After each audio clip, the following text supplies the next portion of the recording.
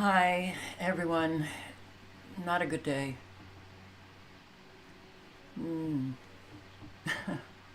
So, let's just move right on. Alicia and Crazy Potts and Dee Moore and Donna Davidson and Rick Yorkin and E. Love and no more Purple Hearts from Sherry. Definitely not. Space Indian and Genesis and Pizza Guy. Did I say hi, Rick Yorkin? I don't even know. Can't remember. And Jane Northrup and Sea Angel Girl 13 and Zombie Man and Oracle 11. Analog Synth Player. Hi. We've got a fire at a data center, Sterling, Virginia. Telling you, it's a data center's on fire, son. Holy crap. That building, right? Before it was cool and so they're blocking it off. Practicing recycling and composting programs. It also District to fill the seat of Congressman David Trone. What's going on there? right. Of course, David Trone is running for.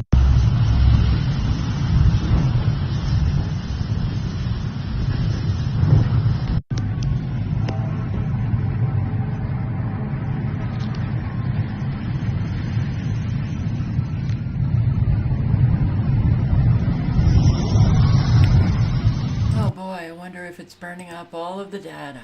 Kim Blanchard, hello. Something to chew on? Sith Trish, Bluesman, Sonny Fournier. What happened? I don't know. B-Dub, hi. And Uncan, call me Ray. You can call me Ray. Hi. So this storm that came out of the blue, this is one area, Rock Hill, South Carolina, was pretty darn out of the blue crazy. Show you as also the amount of hail as well. It looks like a layer of snow lining the yards in some of these homes. Now, this video was taken this morning, but hail could still be seen on the ground in Rock Hill this afternoon when our crews were in the area.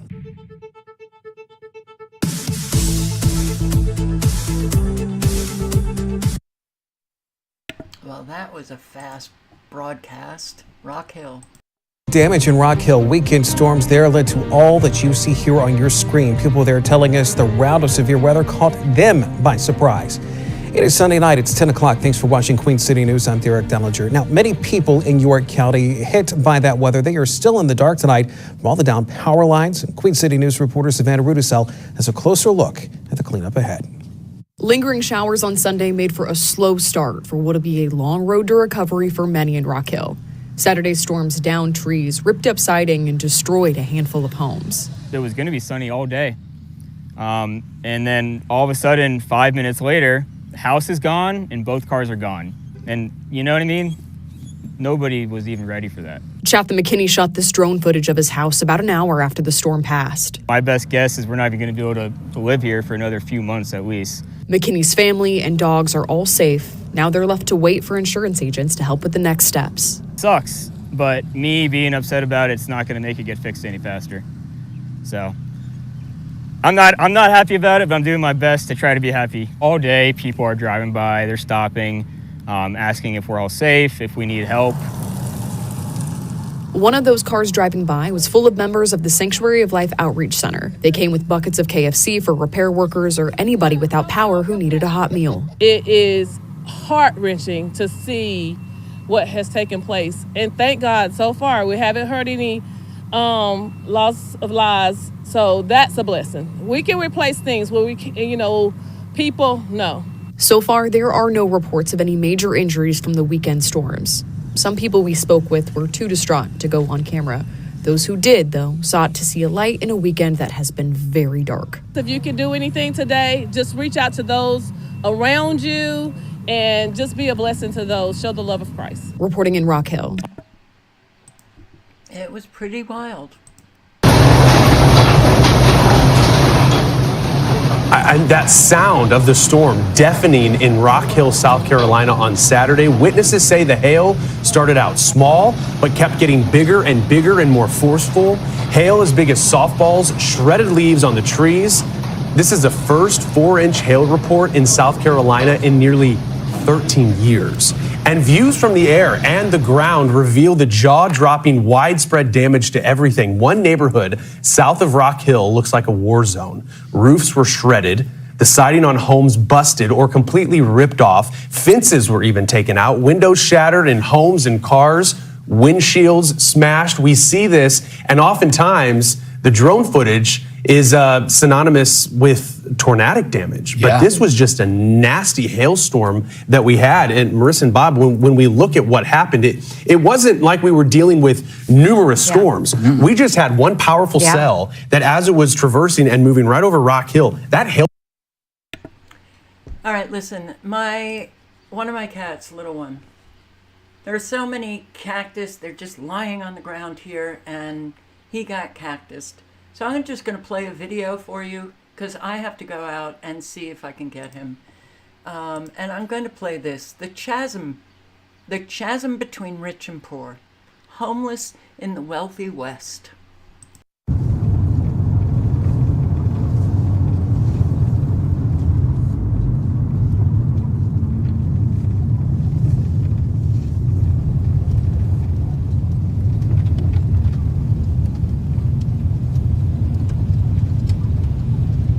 This house on the right-hand side is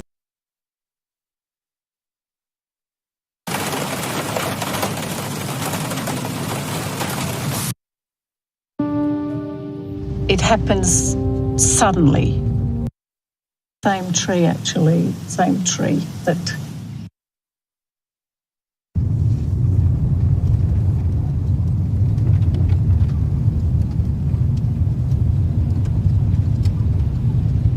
this house on the right-hand side is where our house was. This same tree, actually, same tree that has always been here. That big gum tree up the back there used to be full of fruit that they would come and screech all night. And I was very happy. And life was pretty good. It was pretty good.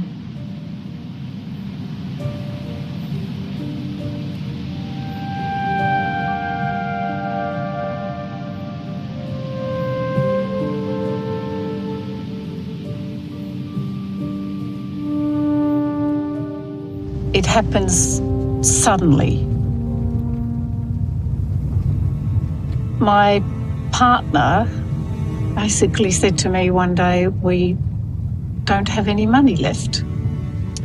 But anyway, it's sort of too hard to kind of even comprehend, really.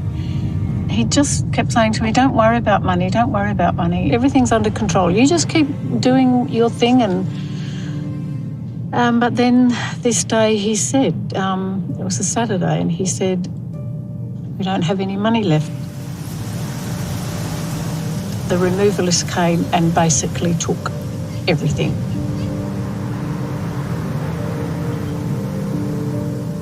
Homelessness was not even on my radar. I had never, ever considered that I would be homeless. Never.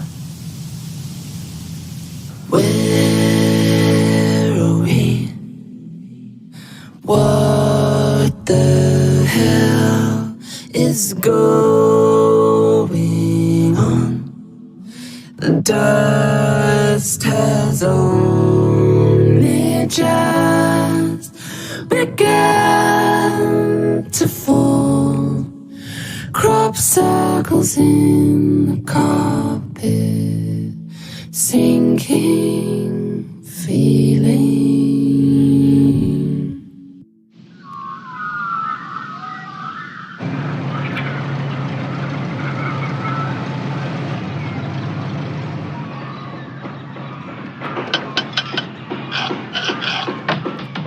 For many years, owning a house was known as the Great Australian Dream. The belief was that home ownership would lead to a better life. A home represents more than just bricks and mortar, more than a roof over your head. It is a shelter, a safe place to live, giving us security and a sense of belonging. Australia was called the lucky country, a land of hope and opportunity. The myth was that if you worked hard enough, you could achieve anything. The aim was for many to own a quarter-acre block in the suburbs with a clothesline out the back. Housing developments were everywhere. New suburbs were sprawling and the property market was booming. We're selling! For a while, the future looked rosy. Politics and economics change everything. As time passed, the Great Australian Dream has slowly eroded. And for many people, that dream has been shattered.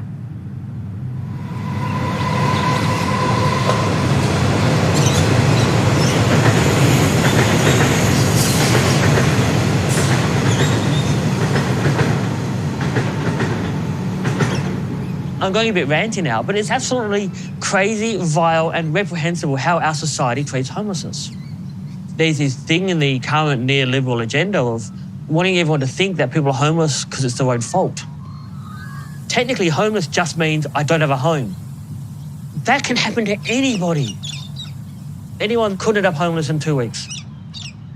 Everyone who looks down on homeless people thinks these homeless people have done something wrong, or they deserve, or they just need to work hard, or they shouldn't be on drugs or whatever, not realising that they could be the next homeless person. I didn't think I could end up homeless, and I did.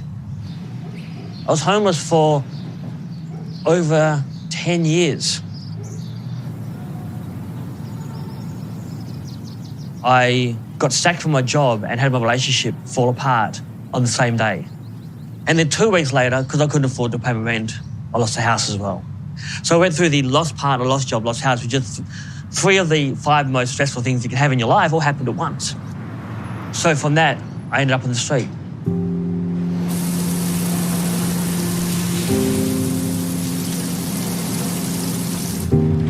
I had a generic white van and I pulled up to park and just went to sleep in the back.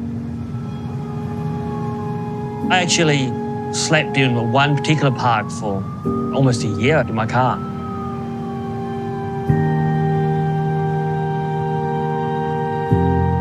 I want to introduce Claire G. Coleman.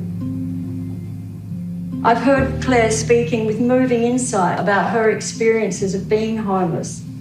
Claire's novel, Terra Nullius, won the Norma K. Hemming Award, which is a science fiction award named for Australia's first significant female science fiction writer. It's a powerful story of colonial dispossession, oppression, and the resistance to the invader settlers. I may offend some of you. That's not a surprise. I always offend somebody. This land was taken by force in a violent genocidal war. Every square inch of the Australian continent is unceded Indigenous land, and everyone needs to always remember that. Australia is not the country you think it is. Australia is racist, sexist, xenophobic and homophobic. So don't make me choose which cause to fight for. For I am both, I am more. Black and queer, Aboriginal and LGBTIQ, A, B, C, D, E, F, G. Okay, I apologize.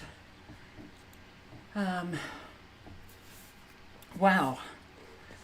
I am so not used to this environment. Well,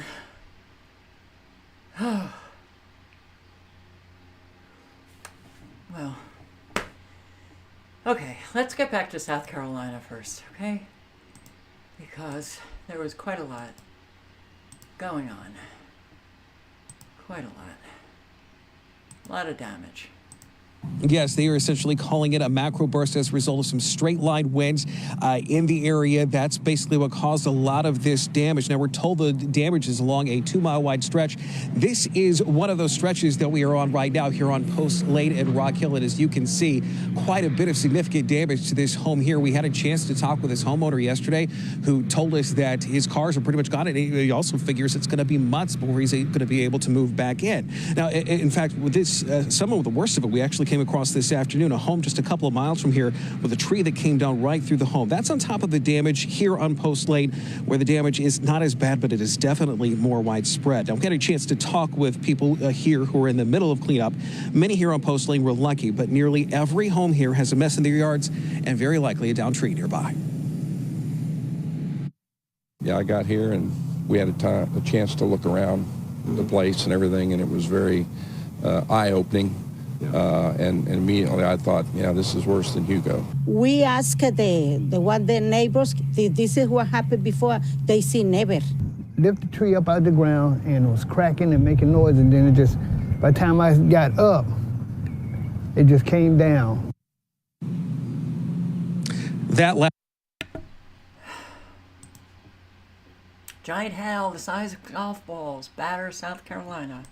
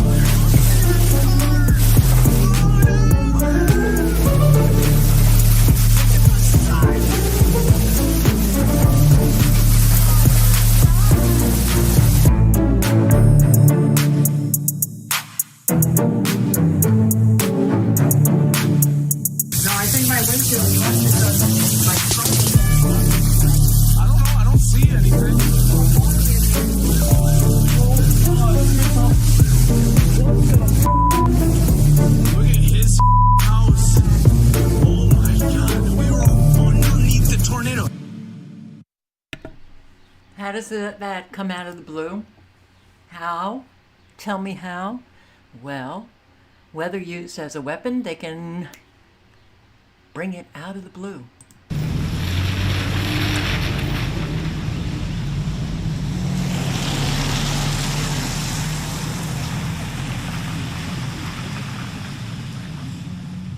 Everywhere you go, the streets covered with leaves.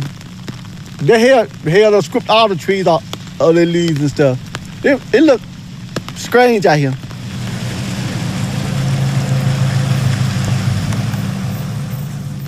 This storm came up fast. Cause one minute it was sunny, the sun was shining. About 20 minutes later, it was hailing, and I mean hail the size of a ping pong ball. You couldn't even see out the window. It rained so hard.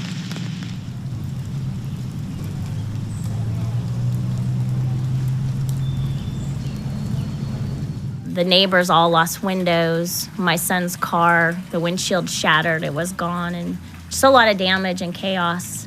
It was sad. A lot of people were in the streets crying and scared. So it was pretty scary, and we just didn't have any warning at all. There was just zero warning that it was going to hit. Like a massive, and the whole roof is out of the ground. Some people were cleaning up. Yesterday we had a small window where it wasn't raining. They were out cleaning and picking up debris, but it's been raining pretty much since then. So we're just left with the mess till the rain stops. South Carolina gets a lot of storms, but I personally have never really been in a storm like this before. It was pretty scary.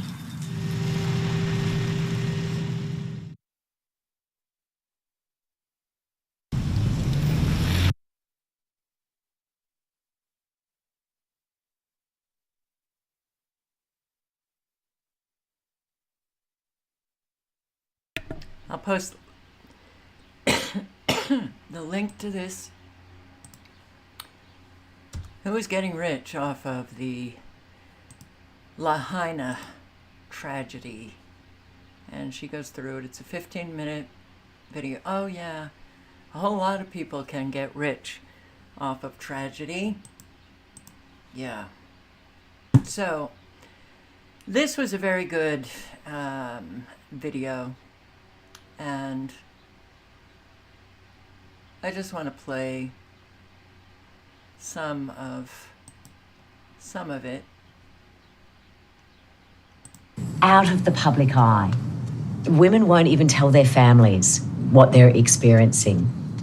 Yeah, I think everyone would have been so surprised if we said that women in their 50s is the fastest cohort of people experiencing homelessness in Australia. You know, in the 21st century, no one expected that. And the reasons for it are complicated. Superannuation, family violence, pay equity, a whole range of issues that, have led to what we're seeing as a crisis. Good morning, Peter. Good morning, how you doing? Good. And the photos are already uploaded. Already up, yeah. Sometimes it looks so bloody big when we see that hundreds of thousands of people are either homeless or on the brink of it.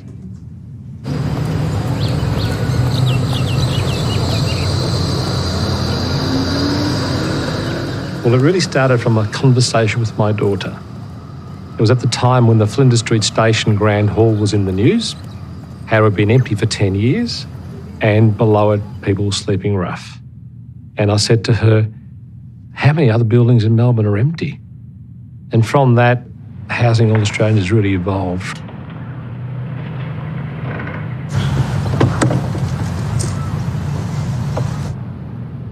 Pop-up shelter is a short-term solution. It's not a solution for the housing in the long term because it's only temporary.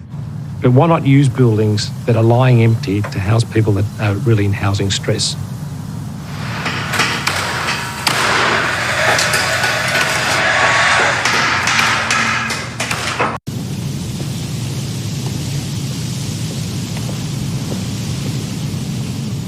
You're past a certain age, experience counts for nothing apparently. It's all about disposability. Burn them up. Hi, Money. It's consumerist in the same way. Young and new, use it until the next newer, younger thing comes along. So you just think, who are you anymore? I'm not the me I always knew or thought I was.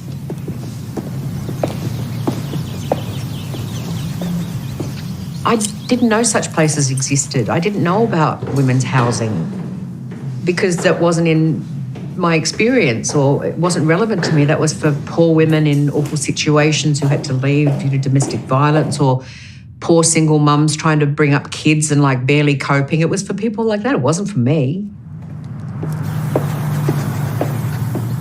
I was never going to be on benefits or welfare or a disability benefit. Never going to happen, never. Old age pension, sure, maybe. But of course, it did. You can go from being incredibly successful, have everything in place, and then, oops, a few little quirks, a couple of trip-ups you never expected, you hadn't actually allowed for, and there you are on the doorstep of homelessness. I lived in Sydney for 13 years, was in advertising for many years, creative director, very high-powered job, very successful, lots of pressure. But I was an unmedicated bipolar depressive. I was diagnosed as bipolar when I was 20. I went through years of taking pretty much every antidepressant on the market and trialling them. I was on antipsychotics, I've been on anti-epilepsy drugs, I've been on all sorts of things. I've been sleeping 17 hours a day on bloody Seroquel and risperidone. And eventually that caught up with me when I had the year from hell. I lost my mother, my brother, and my lover in a 12-month period. I had no money. I had to get back to Melbourne, find somewhere to live, started work again, got myself an apartment, lost my job in retail, could not get another one. Just could not. Could no longer afford to be paying $400 a week rent. Went through super, went through everything like that. And then you get to the stage where you're stage of stasis where you can't go forward, you can't go back. I couldn't afford to live there and I couldn't afford to move. and I honestly did not know what I was going to do. And somehow, this lovely friend had a friend of hers that she was referring to a place called Women's Housing. That is the only way I found out about women's housing, who came to my rescue. I found somewhere to live. That was a major turning point. I feel secure. They told me I have this apartment as long as I want it or need it. If, perchance, George Clooney breaks up with Amal and, we finally hook up, as it should be, he can move into my apartment. Okay, yeah. She said, but it will always be my apartment. It's very important to have stability. Very important, because it does a number on your brain. One of the women in here talked about moving 25 times. It's very hard. It's so stressful. And if we don't work to get some kind of community back and help one another, then we're just going to watch people just go down and die. That's what life is soon to be.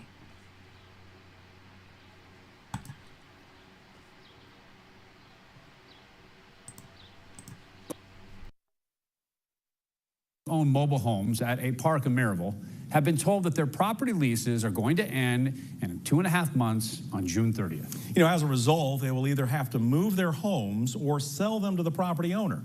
6 on Your Side consumer reporter Don Dare talked with about a dozen park residents who were caught off guard by the notice. Don. Well, they sure were, Bo, and they are scared. Imagine you own your mobile home and you've lived in the property for 10, 20, or 30 years, but now everything has been turned upside down with a notice to vacate, ending your lease agreement. So you have to find a new community, you have to pay someone to move your trailer, or you can sell it. Those are the alternatives for about a dozen families in Blount County. How many of you have received notice that you have to vacate the park? All of you. These homeowners and others have some tough decisions to make. They live at the Thornhill Mobile Home Community in Maryville. 85-year-old Ann Wade moved here when the park was new in the mid-1980s. 2 weeks ago, she and others who own their trailers received this expiration of lease and notice to vacate. The park owner saying in the letter, either leave or sell your home. Day before Easter Sunday, and told us to get out. Vacate the premises or sell me properties. I don't have nowhere to go. I live here because I'm poor, and this was the best I could manage. And I still have a mortgage on top of paying him lot rent. So I'm paying almost $900 a month. A new owner bought the Thornhill community about 2 years ago. Residents say lot rent was $150 a month back then. Today, it is $450 a month. This was my first home I ever owned, and it's sad because, like everybody else, we can't afford to move them. How much would it cost you to move your mobile home? About $2,500. I don't have that kind of money. I get a once a month check, and mine's at about $840s. David Tate says he asked the park owner about options. He said the letter is specific. He said either move your trailer or sell it to management. For some homeowners, there are multiple generations living in the park. My mom, my sister, my uncle, and everybody, including me, is having to move, so I don't know where I'm going to go. I don't know what I'm going to do at that point in time. The biggest thing that I can see, these trailer parks don't want these old trailers. It's very hard to find a place to put a trailer if you had the money to do it. It's terrible. There's people dying with cancer here. My mother can't even walk. This lady can't even walk. She lives on check. She has nowhere to go. Legal aid attorney Daryl Winfrey was asked to represent one of the homeowners. He says since residents were given a 90-day notice, legally, the landlord is in the clear. The law in this state is very landlord-centric. If they are given appropriate notice and if there is no bad faith conduct that's done by the landlord, even in circumstances like this where people are losing out on their homes, there's very little that can be done as far as recourse to stop these evictions. Your call has been forwarded to voicemail. The person you're trying to reach is not available. We called park owner Caleb Hazelbaker, hoping to talk with him. Mr. Hazelbaker has not called back, but homeowners have a direct message to him. He needs to change his mind. He needs to have a heart, a conscience. And I just wish he'd at least give us more time or give us the option to stay. You know, I understand everybody's got to make money, but why make it off the poor? Great.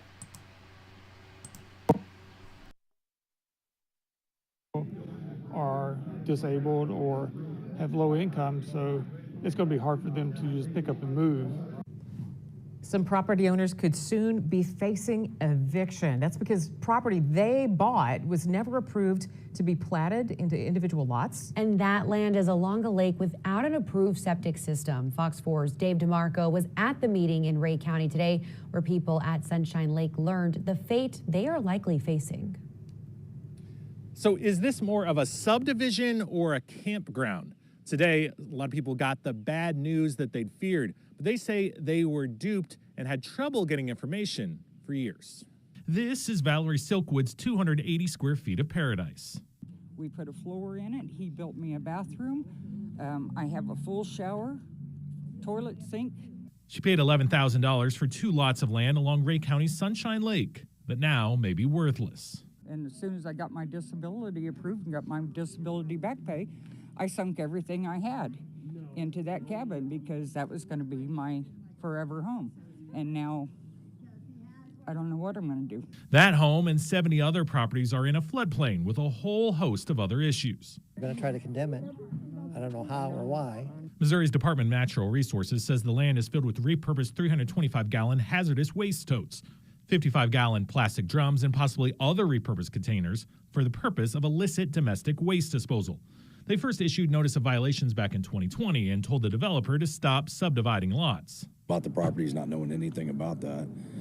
And we've gotten the runaround for the last 2 years, and we haven't even got any kind of paperwork that's told us what's going on. Ray County says they tried to come up with a septic solution. With the low income out there and this gentleman not wanting to put money into it to assist, we couldn't raise enough money to get the engineer. With DNR's most recent samples showing E. coli and ammonia, News Today the site will eventually have to return to a primitive campground, and anyone living there will have to move. No date has been determined. We're going to try to give you as much time as we can and enough notice of when it's going to happen. It's devastating. I mean, I'm 60 years old. I'm on disability. County commissioners advise residents to get a lawyer and pursue class action. To stand up and be a man and take responsibility for his actions. We wouldn't get a dime out of him anyway. I did call a number connected to the overall property owner out here. So far, I have not received response. Oh, what a surprise. So far, I haven't heard a thing. Why is this guy who is in violation by creating all of these subplots, why isn't he forced to create a septic system that works? Why? Wow, man, a whole lot of people are making a dime off of other people's backs, and I'm sick of it. I'm beyond sick of it. I don't even know what to say anymore. So, yeah. All right, Gregory Mannarino live. An economic nightmare is rapidly unfolding, and this is just the start of it. I'll play just the first couple of minutes, and I'll put the link in the chat, and things are going down fast. Fast. And it is, to all of those who say, oh, don't have any fear, that's what they want you to have, or, and those who judge people, as, well, if you only had Jesus, you wouldn't feel fear. All right, stop that. Stop it. Jesus works through people, first of all. So there's an absence of Jesus around, and fear is a natural emotion. I'm telling you, I've never been more terrified. Never been more terrified as I am now. as I am now. I never have been more stressed as I am now. And everything seems to just be going wrong. Like, I'm amazed. You know, today I go to pay my phone bill, and I learn that it's not 65, it's 243. And I'm trying to understand what the guy is telling me at Verizon. Of course, the first time I go, there's only one person working there, and well, she said, you have to come back because I can't see why you owe 243. And I'm like, why are you working here? It's a long trip. So I had to go back, and they told me 65, and then I go and it's 243. And it's just, then, oh, thank you for taking off $30. So I had to pay $213, and I still don't even understand what, oh, well, it was prorated from the time of usage. And well, that's what happens when you have a stroke. You know, people think I'm absolutely fine. I am so not fine. And it's very hard for me to comprehend new information. I keep doing what I'm doing because, well, it's kind of rote for me because this is what I've been doing, not videos, but throughout my entire adult life. And nothing makes sense. Now I learn, I brought my car in for an oil change, and they do this inspection. I need new brake pads and routers, and I don't even know what to trust, because this is one of those, you know, you come in and it's Brake Max in Arizona, but I guess it's like all of those places that you just, like national places, not that this is national, I'm not sure, but I have all this cactus stuff on me. So after the inspection, I'm like, how do I trust any of this? Yeah, the brakes are going to cost over $500, $600. It'll be close to $600. How can I even trust? How do you trust anyone today? That is what really pisses me off. You know, and then it's spark plugs, and it's, I have an oil leak, and I have this, and I have that. And I'm like, and everything is so flippin' expensive. And I hear from people in the comments section or Twitter, or, you know, I might talk to a subscriber, and it is unbelievable how much people are going through. It is really, it doesn't have to be this way, but it is this way. It is this way.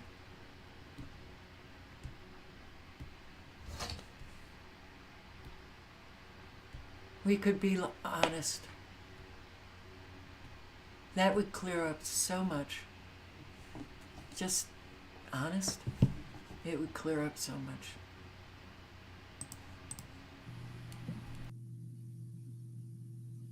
About today, it's just epic. Anyway, Monday, April 24th, 22nd, 2024. Okay, look, let's start off with this market because it's a freak show, beyond freak show. So this morning, stock futures were higher, market opened higher. Then reversed, went lower, 10-year yield moving higher, MMRI climbing, dollar stronger. Then all of a sudden, a miracle happens in the form of the European Central Bank. So this is a lovely piece of news which turned everything around. The European Central Bank governors stick to their plan for multiple rate cuts despite global headwinds, like you and I have called repeatedly. This came out, we finished up about 200 and change. Mitch knows what I'm talking. It's unbelievable.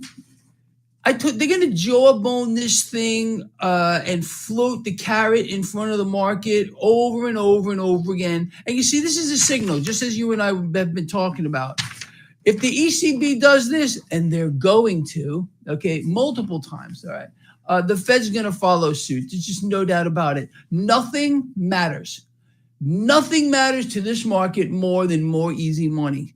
And that's going to come from multiple avenues. I mean, we need to talk more about that too, and we will.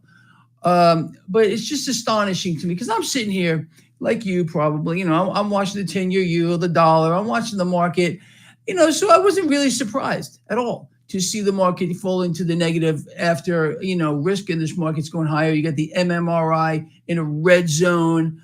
And then I'm watching it, and all of a sudden, whoa, what's going on? Then I do a little research, and there it is.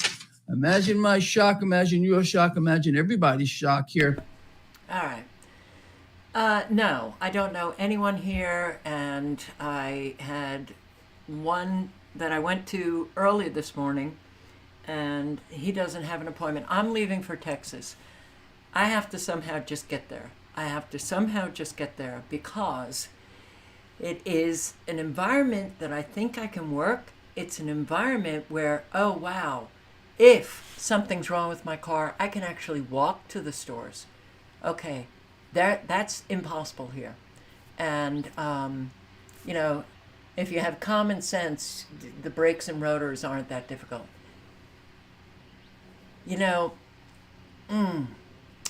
Okay.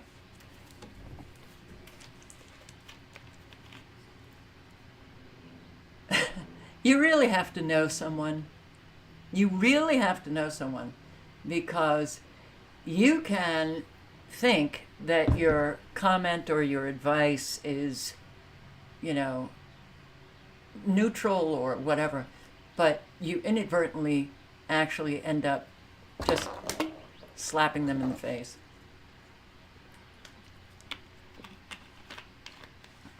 I don't know any independent mechanic.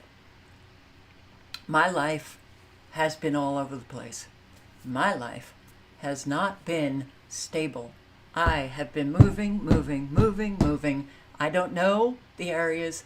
I just thank you for the subscribers who have opened their doors. That's so you get into a place where, I mean,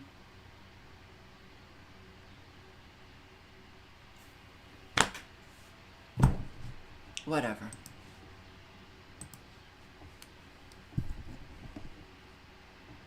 Carnival Cruise Line caught on camera helping illegal aliens invade the United States. Oh. Okay. This video won't play, but I'll put the link in the chat. You can play it. You can click on the link and play it yourself, of course. Kamala Harris. Listen to this. 22 hours ago. So it was maybe yesterday. She writes, nobody should have to go to jail for smoking weed. That's our vice president. Readers add context.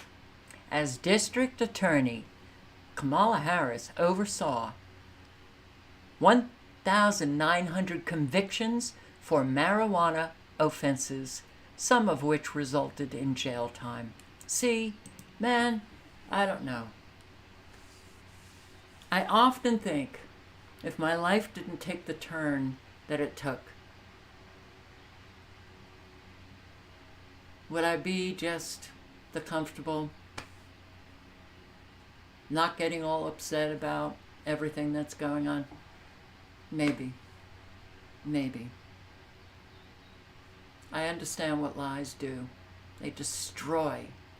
Lies destroy everything. The hypocrites, the gaslighting, the scapegoating. We've got, and it's not just those in Washington, D.C., it's the American way, essentially. Not everyone, but most.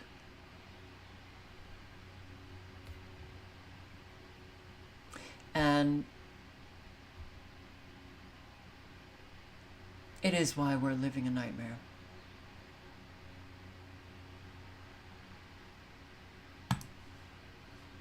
Can you believe it? I just, these people, yeah, Community Notes, VP Harris.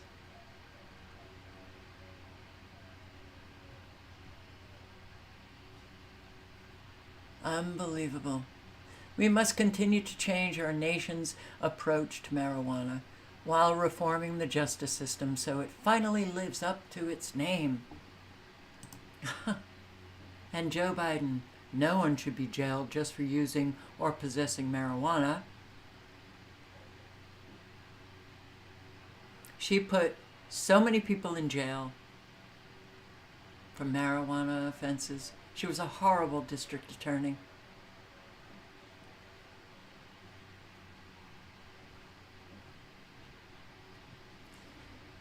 Yeah. Gaslighting witch.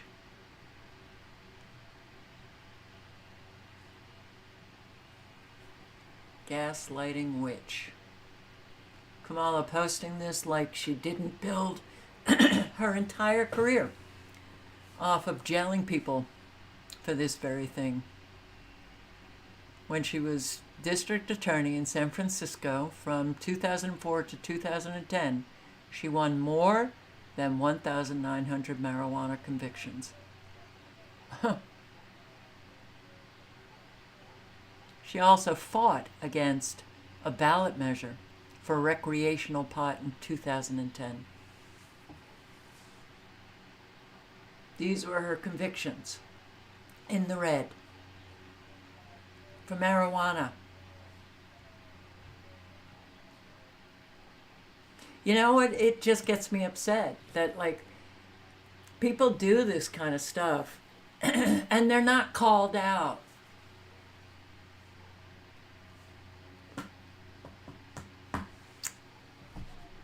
You know, yeah, Twitter, okay, so people are calling her out. But this one is the vice president, and she should be just publicly humiliated by all Americans for the gaslighting that she just did yesterday. Can't get anywhere. You can't get anywhere when you don't hold people accountable for what they do. And for those on the main stage, they really need to be held accountable in a big way.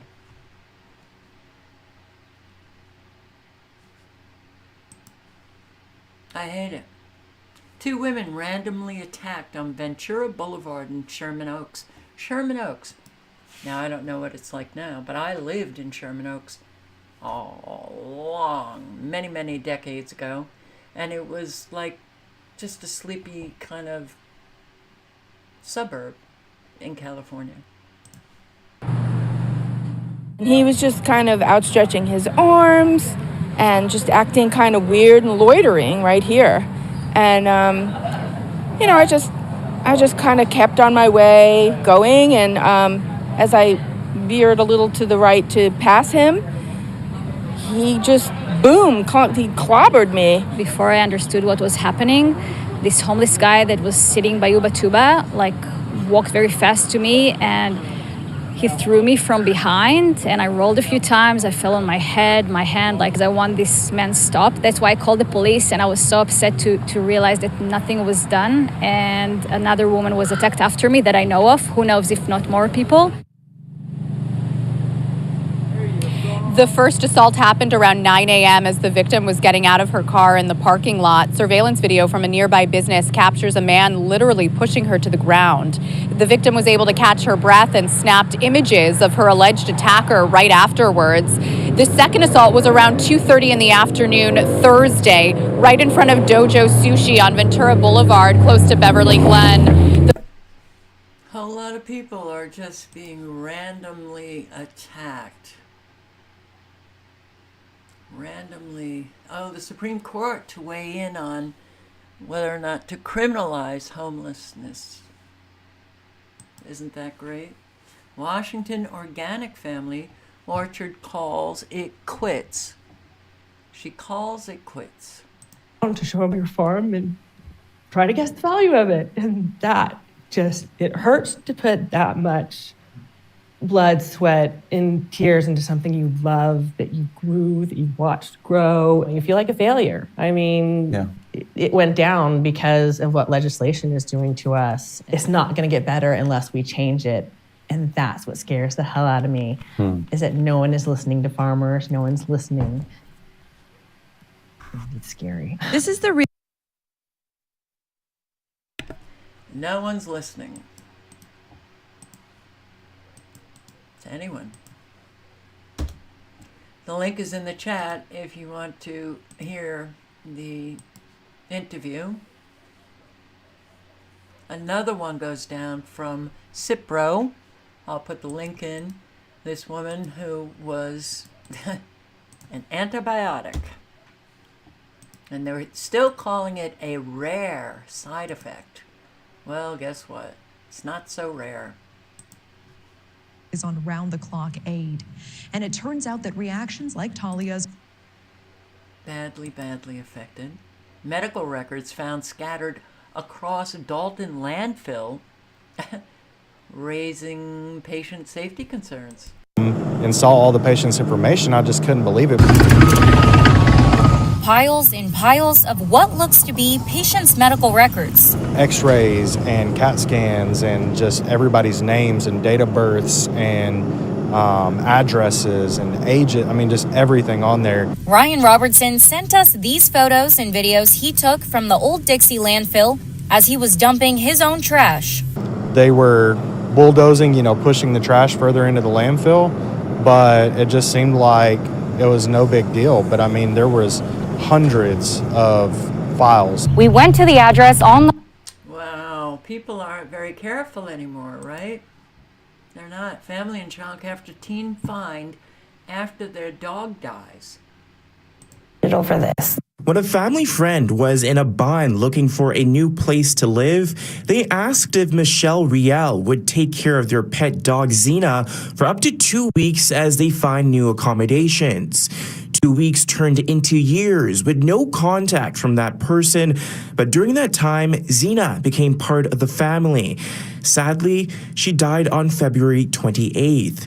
As Riel and her family grieve, she's also struggling to understand why her 18-year-old son has now been fined nearly $1,300 under Manitoba's Animal Care Act, accused of not providing adequate medical attention for an animal when ill, causing death. They gave us a ticket now, but with no explanation, no actual explanation. The ordeal started back in early February when Xena fell ill on a weekend. Riel's son Eric Grout took Xena to Pembina Veterinary Hospital since his mom was busy and because the hospital was open 24/7.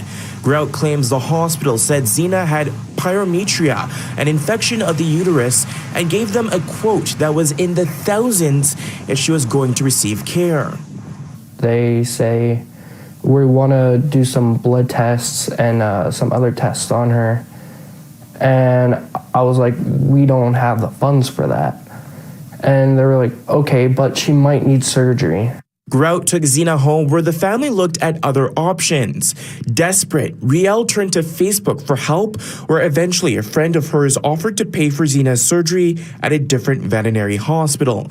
An appointment was booked for February 28th, but on that day, early in the morning, Xena collapsed and was again rushed to Pembina Animal Hospital, where she was declared dead. The family paid for the hospital to cremate her.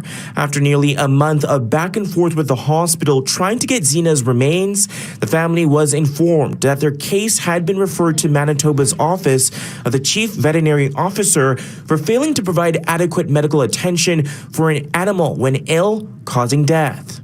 No one told us that we had to bring her to a vet in so many days, so much time, and now this is happening to us. Like, I couldn't afford a surgery, someone offered to pay, and now we're being given a ticket that, again, we can't pay. The family Unbelievable. Wow.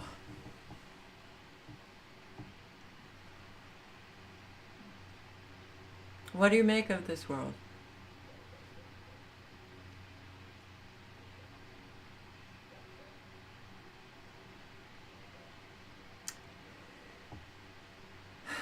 Live honestly and speak honestly.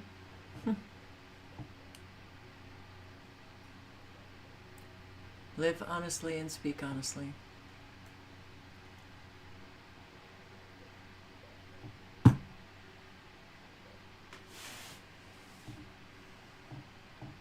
But I will say this, if you've never done any work on yourself, you're not doing it.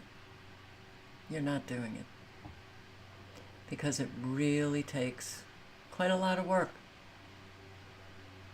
Self-reflection, self-examination, to understand the bullshit of your existence.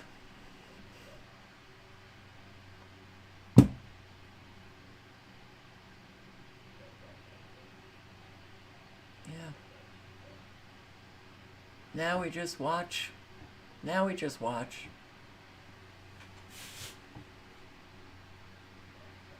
It's not my favorite thing to do. But I'm not going to.